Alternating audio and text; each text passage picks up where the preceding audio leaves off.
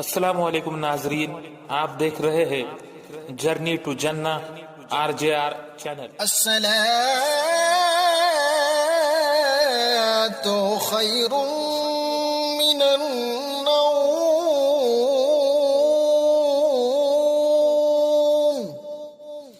الصلاة خیر من النوم۔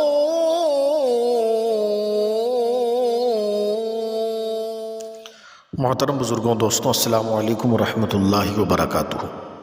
گزشتہ درس میں آپ نے سماعت کیا، سنا کہ قربانی کس کے نام سے ہونی چاہیے، کس کی طرف سے ہونی چاہیے۔ قربانی کے ساتھ عقیقہ ہو سکتا ہے یا نہیں ہو سکتا، ایصال ثواب کیا جا سکتا ہے یا نہیں کیا جا سکتا، یہ تمام چیزیں تفصیل کے ساتھ آپ نے سنی۔ اب ایک نیا سوال یہ ہے کہ قربانی جب ہونے لگے تو اس وقت کس کا نام لینا چاہیے ساتھ میں؟ یعنی اگر مثلا آدمی کی طرف سے قربانی ہے تو اس کی ماں کا نام لیا جائے یا باپ کا نام لیا جائے؟ اگر عورت کی طرف سے قربانی ہے تو پھر اس کی ماں کا نام ساتھ میں ہونا چاہیے یا اس کے باپ کا نام ساتھ میں ہونا چاہیے یا شوہر کا نام ساتھ میں ہونا چاہیے؟ اور بس اسی بات کو لے کر کے بڑا جھگڑا بھی ہوتا ہے۔ تو دیکھیے، نام لینا جو ہوتا ہے وہ صرف اس لیے ہوتا ہے کہ پہچان ہونی چاہیے، ورنہ اللہ رب العزت کو معلوم ہے یہ کس کی طرف سے ہے، یہ کون ہے۔ تو نام کے تعلق سے کوئی بھی چیز ایسی ضروری نہیں ہے کہ باپ ہی کے نام کے ساتھ لیا جائے یا ماں کے نام کے ساتھ لیا جائے، بلکہ اگر جس کی طرف سے قربانی ہے اسی کا نام لیا جائے اور اس کے ساتھ اور کوئی نام ذکر نہ بھی کیا جائے تو بھی قربانی ہوگی، اس میں کوئی حرج نہیں ہے، اس میں لڑنے کی ضرورت نہیں ہے۔ نام صرف اور صرف پہچان کے لیے ہوتا ہے، اس بات کا ہمیں خیال رکھنا چاہیے۔ پھر بعض لوگ یہ بھی سمجھتے ہیں کہ جس کی طرف سے قربانی ہے تو اسی کا ذبح کرنا ضروری ہے، تو ایسا بھی نہیں ہے، ذبح کوئی بھی کر سکتا ہے، بس نیت اور دعا کرتے وقت میں ان کا نام لیا جائے جن کی طرف سے قربانی ہے۔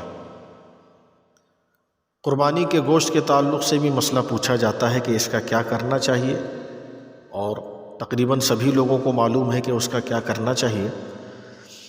قربانی کا ایک حصہ اپنے گھر کے لیے رکھا جانا چاہیے، دوسرا حصہ دوستوں اور رشتہ داروں کے لیے رکھنا چاہیے، اور تیسرا حصہ غریبوں، فقیروں اور مسکینوں کو دے دینا چاہیے۔ لوگ اس چیز کا خیال کم رکھتے ہیں۔ دیکھیے، غریب فقیر وہ لوگ ہیں جن کے پاس حیثیت نہیں ہے، طاقت نہیں ہے قربانی کرنے کی۔ فقیر کا مطلب یہ نہیں ہوتا کہ جس کی ذات یا جس کی برادری فقیر کی ہو۔ ایسا ہو سکتا ہے کہ کوئی دوسری برادری کا ہو لیکن اس کے پاس اتنا مال نہ ہو، اور ایسا بھی ہو سکتا ہے کہ کوئی فقیر برادری سے ہو لیکن اس کے پاس بھرپور مال ہو۔ تو ہمیں خیال یہ رکھنا چاہیے کہ کون ایسا شخص ہمارے معاشرے میں، ہمارے سماج میں، ہمارا مسلمان بھائی ایسا ہے کہ جس کے اوپر قربانی نہیں ہے یا جس کی حیثیت قربانی کرنے کی نہیں ہے۔ وہ ہمارا بھائی بھی ہو سکتا ہے، ہمارا پڑوسی بھی ہو سکتا ہے، ہم ان کو دے دیں۔ اگر قربانی کے تینوں حصوں کو کوئی تقسیم ہی نہیں کرتا اور گھر ہی میں رکھتا ہے تو اس نے برا کیا، اس کو ایسا نہیں کرنا چاہیے تھا۔ لیکن قربانی ہو گئی، یعنی قربانی اب ہو چکی ہے، ایسا نہیں ہے کہ گوشت تقسیم نہ کرنے کی وجہ سے اس کی قربانی نہ ہوئی۔ بہت سارے لوگ ایسا کہتے ہیں کہ انہوں نے گوشت تقسیم نہیں کیا لہٰذا قربانی ان کی نہیں ہوئی، تو ایسا نہیں ہے۔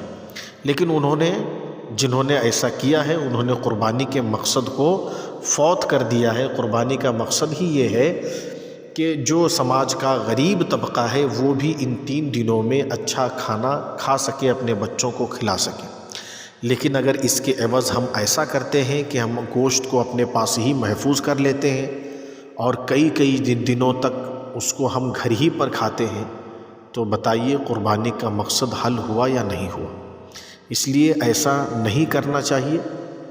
جس مقصد کے لیے قربانی کی جاتی ہے اور قربانی کرنے کا حکم دیا گیا ہے اس مقصد کو پورا کر دینا چاہیے۔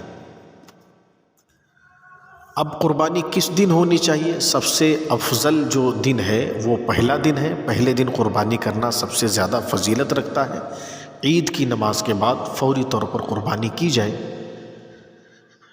رات میں قربانی کرنے کو منع کیا گیا تھا، لیکن آج زمانہ ایسا ہے کہ روشنی کا بھرپور انتظام ہے۔ اگر کچھ لوگ رات میں قربانی کرنا چاہتے ہیں یا کسی نے رات میں کر لی ہے تو یہ غلط نہیں ہے، ایسا ہو سکتا ہے کہ رات میں بھی قربانی کی جا سکے۔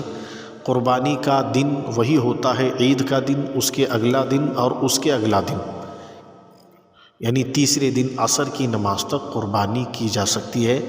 رات کے وقت قربانی کرنے کو پہلے اسی لیے منع کیا گیا تھا کیونکہ اندھیرے میں اوزار اور ہتھیار جو ہے وہ استعمال کرنے کو سوجھتا نہیں، اور اس کی وجہ سے زخم وغیرہ ہو سکتا تھا، جانور کو زیادہ تکلیف ہو سکتی تھی۔ لیکن آج یہ تمام انتظامات ہیں، لہٰذا قربانی رات میں بھی کی جا سکتی ہے۔